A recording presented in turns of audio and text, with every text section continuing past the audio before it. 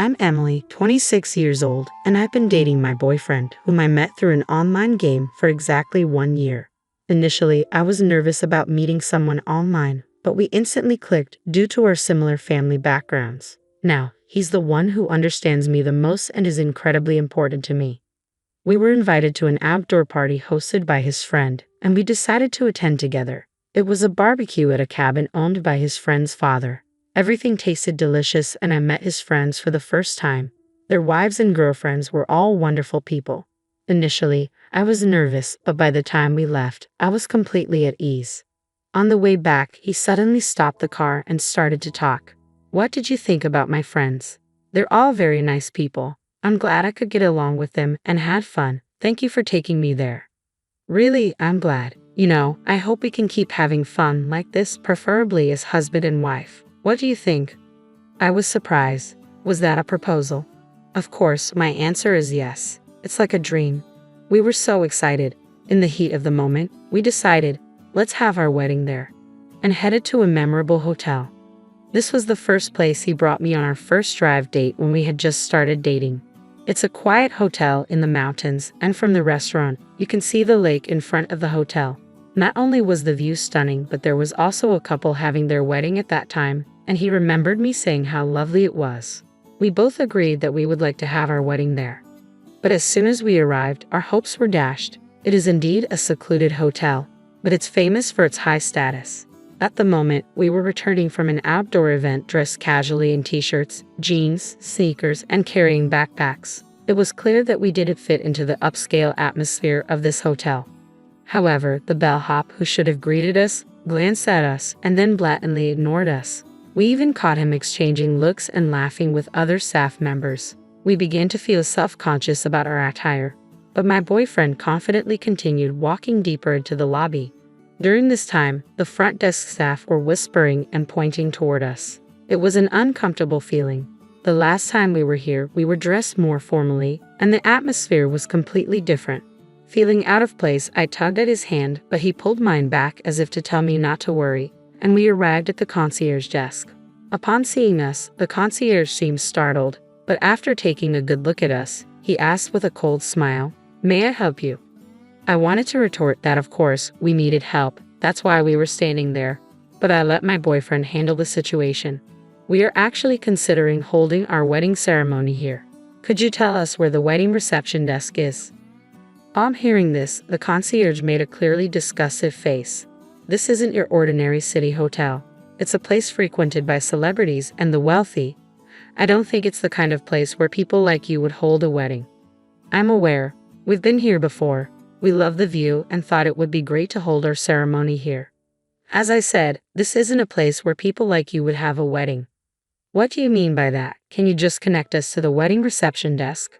I could sense his frustration growing as his voice raised. I gently squeezed his hand to calm him down as the concierge continued speaking. "What I'm saying is, this hotel is not a place for poor people like you. Please leave immediately." "What?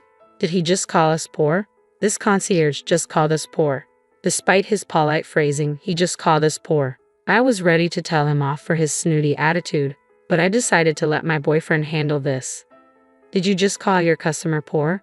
What's wrong with the staff training at this hotel?" My boyfriend's voice was firm. "Sir, I must ask you to leave this lobby immediately as it is getting dirty. It's causing an inconvenience to the other guests." "Cut it out already. We're just asking for a wedding consultation. Can't you at least let us look around without any hassle?" I interjected, feeling my frustration rising. "A tour? A wedding? You've got to be kidding. Even if you worked your whole life and saved every penny, you couldn't afford a wedding here. A tour would be a complete waste of time, wouldn't it?" The concierge's disdainful tone grated on my nerves. "Hey, that's enough. Let's go home. The other customers are watching too," my boyfriend said, trying to diffuse the escalating tension. "Emily, just stay out of it. This hotel won't do if they can't get it together. They need to act properly," he continued, his frustration evident. He's flipped his switch. He hates injustice so much that he's ruthless when dealing with people who act unfairly. Generally, this only stirs up animosity and heats things up. I thought to myself, watching the exchange. How did you learn customer service? You're supposed to be as specialist as a concierge, right? Is it acceptable to treat us the way you just did? My boyfriend's voice cut through the tension, demanding an answer. At that moment, a voice came from behind. What's going on here? Apparently, the manager had come over, thinking we were causing a disturbance. We're simply asking to be shown around because we're interested in having a wedding here, my boyfriend replied stoically. Just like the other staff, the manager gave us a top-to-bottom once-over, chuckled dismissively, and said, I'm afraid a wedding at our hotel might be out of your reach. The concierge joined in after hearing his words. That's exactly what I told him, but they won't leave, and it's causing a problem. It's a disturbance to our other guests for you to be in the lobby for such a long period. I'm sorry, but I think it's best if you give up on the wedding and please leave, the manager stated firmly. Hold on a second, we were just asking to look around because we're interested in having a wedding here. Isn't it okay if you just show us around? I asked, trying to reason with them. Sir, I am the manager of this hotel. If you continue to loiter here, he gestured to call security, so what do we need to do to be able to look around? Well, if you were to buy the hotel and become the owner, that's not going to happen, but at his words, the situation seemed even more absurd. I was on the brink of losing it, thinking, what the heck is he talking about? But he just said, I see, so that's how it is. The owner, huh? And started to ponder. Just then, security started to approach us, so I grabbed his hand and urged him to leave. As we walked away with our backs to the manager, he started giving instructions to the concierge. Contact the cleaning staff. The lobby has been completely dirtied. Had it cleaned immediately. What the heck was dirty? In my mind, I cursed at them, thinking their attitudes were far dirtier than anything else. We left the hotel behind us, feeling quite upset. I thought of taking a walk in the garden and admiring the lake before heading home, but we were quickly spotted by the manager from before as we strolled through the garden. Ah, yes, this is troublesome. If you walk around here, it could ruin the view for other guests who are enjoying the scenery. What's the big deal about looking at the view? That's not okay. This view is for the guests who use our hotel. If you can't afford it, please hurry and leave. He tried to shoo us away. Are you possibly thinking about a wedding? Dreaming of a garden wedding? It's useless. Do you have any idea how much it costs to rent out this entire garden? Please make your way out. Then he sprayed me with a hose. Stop loitering and get going. Oh no, I'm all wet now. What is this old guy thinking? This hotel might not be as safe as we thought, even if he's not the one in charge. Hey, what do you think you're doing? There was a stray cat in the garden. I was just sprinkling water to clean it up when suddenly, the stray cat reappeared. He threatened to spray water again. My boyfriend, at his wits' end with these words and actions, shouted, Are you referring to Emily as a stray cat? Enough is enough. Is this how a person in hospitality behaves? Spraying water on people? Hey, call the cops. I had a feeling it was going to turn into a big deal. I couldn't stay there and get soaked any further. Enraged, I told him, I want to change my clothes. Let's go, and dragged him back to the car.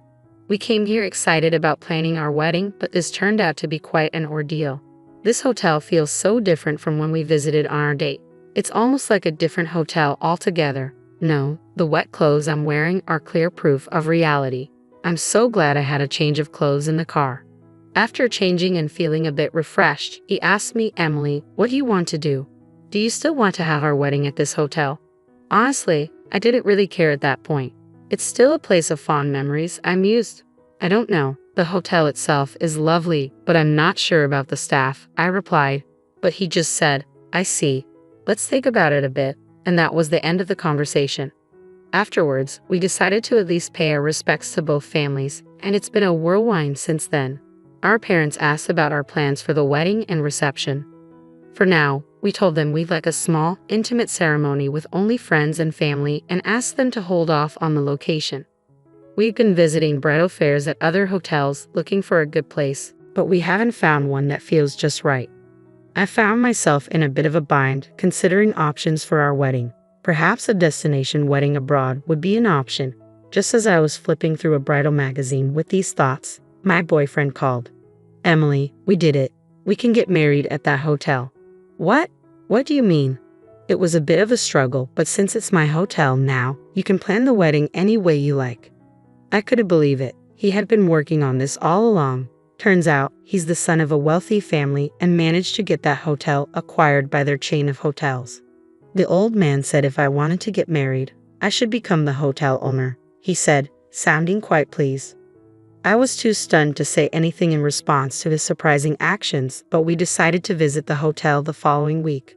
Finally, the day arrived. On the way there, my boyfriend said cheerfully that hotel's reputation hasn't been great lately, and it's been affecting the business side of things. So I'll work on making it a better hotel, okay? He seemed to be having a lot of fun. The last time we visited, it was nerve-wracking because of how we were treated. But this time, the hotel staff were prim and proper, ready to welcome their new owner. Looking around, I felt a sense of relief and excitement. I noticed that the bellboy, who once scoffed at us, was now bowing deeply in welcome. If they could welcome us properly now, they should have done so from the beginning. Knowing about their previous terrible service, their current behavior seemed quite insincere. I felt like laughing at them now, but I must keep my composure. Smug face. And then came the hotel manager. Welcome, Mr. Owner. Not just the manager, but also the concierge and the rest of the staff greeted us respectfully. They didn't seem to realize that we were the poor people they had treated terribly before. It's shocking to see such a difference in treatment based upon appearance. The way they changed their attitudes so quickly is honestly appalling, but it's a good lesson for me. And so we were shown to the owner's suite. The manager was fawning over us. We've been eagerly awaiting the arrival of the new owner, and to think it's someone as young as you. It's truly impressive that you are the owner of this hotel at your age. Your wife is also quite beautiful, a truly stunning couple. Who is this guy? You called them stray cats, but now you're saying they're handsome and beautiful. Aren't those glasses missing lenses? And like the manager who doesn't remember customers' faces at all. That's wild. We decided to wait for a while since he said he'd create a space for us to greet the employees later. When the manager left us to prepare, I said, "What's up with that manager? He doesn't know anything about us, does he? Handsome and beautiful, seriously." It seems like he didn't notice at all. It's kind of impressive in that way. Whoa, what? He looks enthusiastic, so I guess it's fine if he does what he wants. Is it okay for that guy to be the manager? I know, don't worry. I've thought about it while having this conversation. It was time. He went to the hall where the employees were gathered. I have become the owner of this hotel. I know you may be uneasy since I'm young, but the headquarters will manage the business firmly, so please rest assured. We plan to operate this hotel as a secluded hideaway hotel, different from the luxury hotels in the city up until now. After repairing the aging parts, we will have a renewal opening. In conjunction with the reopening, I'm thinking of having my own wedding ceremony here to commemorate the start of the hotel and me. The unexpected happy announcement stirred up the employees. Then he called me to introduce his fiancée, and I went up to the stage. When I got up there, the manager standing proudly next to him looked utterly surprised. "Owner, that person is. That's my fiancée." "Oh, it wasn't our first meeting, wasn't it?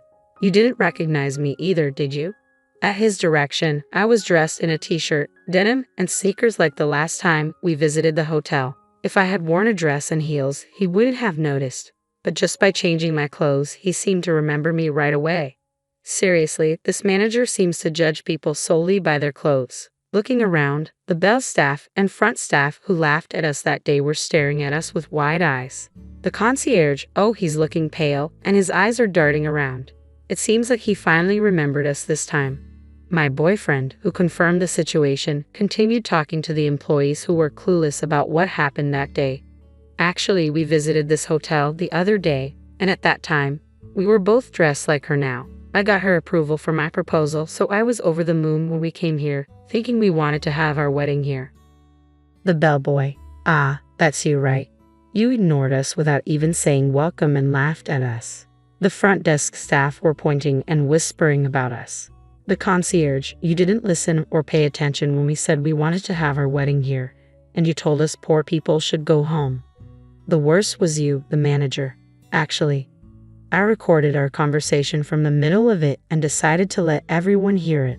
The recording of the exchange with the manager played, and the employees started murmuring with disbelief on their faces. They called them poor people. Isn't that terrible treatment? They began to say. Well, the manager turned pale and trembled after the audio ended. He began to speak. As you can see, we were treated as poor because of our modest attire, and in the end, we were doused with water and driven out. This is unacceptable, isn't it? There were nods of agreement from the crowd. Regardless of what we were wearing, I come from a family that owns a chain of hotels, and she is the daughter of a big pharmaceutical company CEO. We are not poor. This time, we were advised by your manager here to become the owners if we wanted to have our wedding here. But what if we were other guests? This should never happen, right? I chimed in. This hotel, which is not particularly conveniently located, should offer the best service to all guests who take the trouble to come here. I want to return this hotel to that state it was once like that. Let's make this the best hotel together. Applause filled the room afterward. He demoted everyone from the manager and concierge to staff who had reports of poor work attitudes. The manager and concierge were asked to start from scratch, learning from the cleaning staff. In their place, staff who had been neglected despite their excellence, as well as part-timers, were promoted to better positions. He placed the right people in the right roles, creating a lively working environment. He actively listened to opinions, quickly implementing good ideas with a sense of urgency. Even as an onlooker, you could feel the overall atmosphere of the hotel improving. And so, he successfully transformed the hotel. By the way, we were able to hold our wedding ceremony at the hotel as initially planned. Of course, it was during a quieter time, and we kept it low-key. About a year later, he handed down the hotel management to a new manager and quickly stepped down. It should be okay now, he said, but it seems the real reason was that he didn't have time to play his favorite video games.